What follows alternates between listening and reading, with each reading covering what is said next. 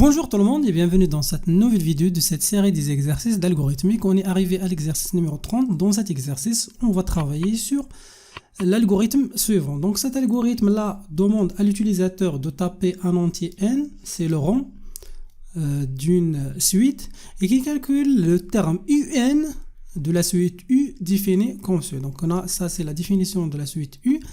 Donc ici U0 c'est 6 et après pour chaque terme de cette suite là, par exemple UN plus 1 c'est 4 fois UN plus 10. Par exemple pour U1 c'est 4 fois U0, U0 c'est 6, 4 fois 6 plus 10. Alors l'objectif c'est que l'utilisateur juste va saisir la valeur de n et nous devons calculer ce terme là UN. Alors, pour bien comprendre les choses, comme j'ai déjà expliqué, l'utilisateur voit la valeur de n et puis l'algorithme doit calculer la valeur de n, le terme de cette suite-là. Par exemple, si l'utilisateur a choisi 3, donc on doit calculer U3. Donc U3 se calcule de la manière suivante. D'abord, on sait dès le début, on va faire une initialisation pour U0, le premier terme de la suite, donc c'est 6, puis U1 c'est 4 fois 6 plus 10, ça va donner 32. Après U2 c'est 4 fois U1, c'est-à-dire 32 plus 10, ça va donner cette valeur-là. Et le dernier terme, c'est-à-dire U3, c'est de ce terme-là, c'est cette valeur. Alors, à l'écran, l'algorithme doit afficher cette valeur. Avant de passer à l'écriture de l'algorithme, je vous donne la solution qu'on va suivre. Notre solution se compose de 3 étapes.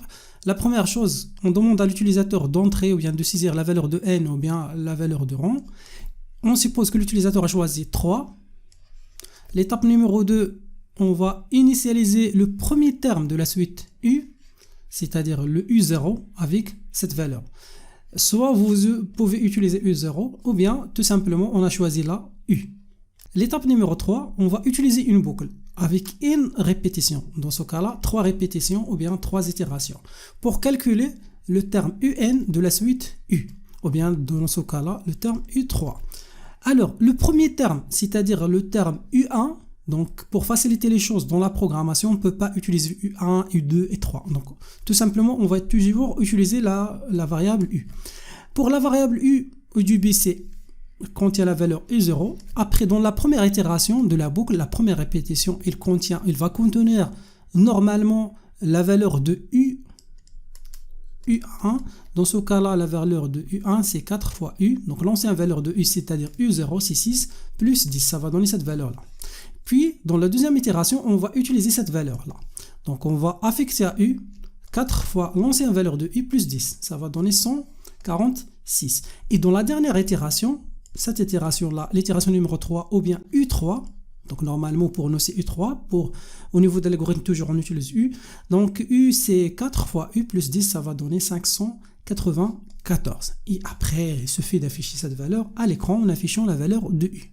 Alors ça c'est la méthode qu'on va suivre maintenant à l'aide de la syntaxe algorithmique pour écrire cet algorithme. Alors, la première chose, comme l'habitude, c'est de commencer avec le mot algorithme. Alors, on va nommer cet algorithme suite. Vous pouvez choisir un autre nom. Après, on passe aux variables. Pour les variables, on a la variable n, c'est le rang. On a la variable i qu'on va utiliser dans la boucle. On a la variable u, donc cette variable-là fait référence à U1, U2, U3 et même U0. Et le type, c'est entier. Vous pouvez choisir réel si vous avez une suite qui va contenir ou pourra contenir des valeurs. Dans ce cas-là, réel. Après, donc là, nous allons utiliser les instructions début et fin. Après, donc, le début, on demande à l'utilisateur de saisir la valeur de n. Donc là, saisir donc la valeur de rang ou bien de n.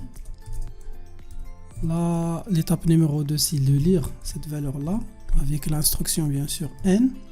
Après, ce qu'il faut faire c'est d'initialiser la valeur de u avec au début avec 0 ou bien désolé avec 6 comme on a déjà vu dans la définition de la suite.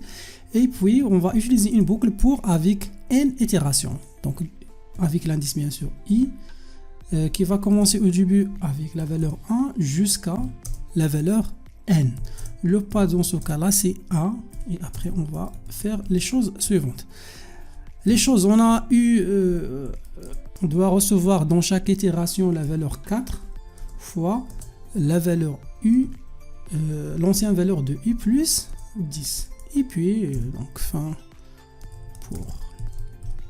Avec cette manière-là, nous allons affecter dans chaque itération à U l'ancienne valeur de U fois 4 plus 10. Et après une itération, vous aurez dans la variable U la valeur de terme UN de la suite. Donc, tout simplement, il suffit d'afficher vers la fin cette valeur. Donc, vous pouvez écrire le terme UN de la suite et, ou bien tout simplement, nous pouvons utiliser la méthode suivante U.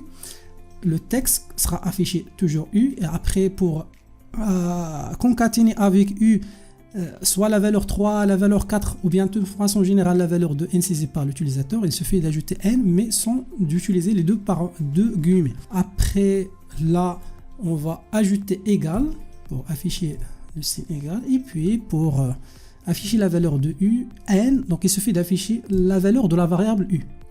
Donc ça c'est la méthode que nous pouvons utiliser. Donc je vais juste montrer le texte. Voilà, donc ça c'est une proposition. Vous pouvez avoir d'autres propositions si bien sûr vous avez d'autres solutions. Merci de partager vos solutions dans la section commentaires de cette vidéo.